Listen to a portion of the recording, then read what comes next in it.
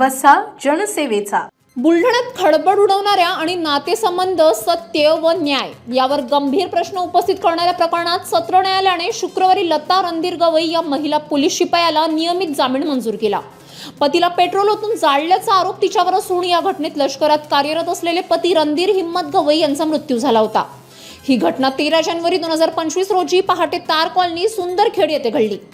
पत्नीच्या घराबाहेर पती गंभीर भाजल्याच्या अवस्थेत आढळलेला पती रणधीर गवई यांचा उपचारादरम्यान सुमारे 90% भाजल्याने मृत्यू झाला आहे. रणधीर गवई यांनी मृत्यूपूर्व जबाबात डाईंग डिक्लेरेशन असे सांगितले की पत्नीने वादानंतर अंगावर पेट्रोल ओतून काडी लावल्याचा आरोप केला होता. या जबाबावरून सुरुवातीला खुनाचा प्रयत्न असा गुन्हा दाखल करण्यात आला होता.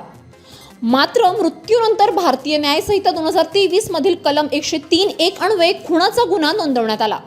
मात्र जामिनीच्या सुनावणी दरम्यान बचाव पक्षाचे विधिज्ञ ॲडव्होकेट अजय दिनोदे यांनी पूर्णपणे वेगळे चित्र मांडले.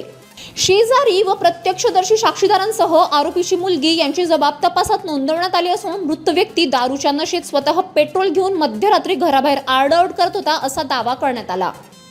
न्यायालयाने मृत्यूपूर्व जबाबा मृत्यूच्या जवळच्या नातेवाईकांच्या उपस्थितीत नोंदवण्यात आल्याबाबतही गंभीर दखल घेतली असून त्यामुळे त्या जबाबाच्या विश्वासार्हतेवर प्रश्नचिन्ह उपस्थित झाले आहे.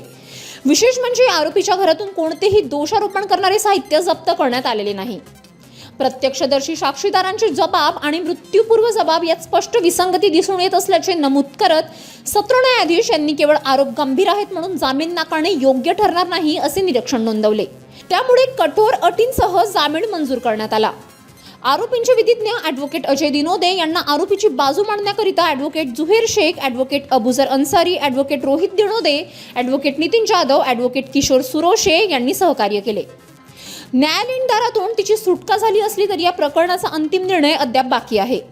आता या घटनेचे सत्य न्यायालयीन सुनावणीत पुरावे आणि साक्षींच्या आधारे उलगडणार आहे. City news. बातम्या व जाहिरातीकरिता संपर्क मोबाईल क्रमांक 9822 72 0784.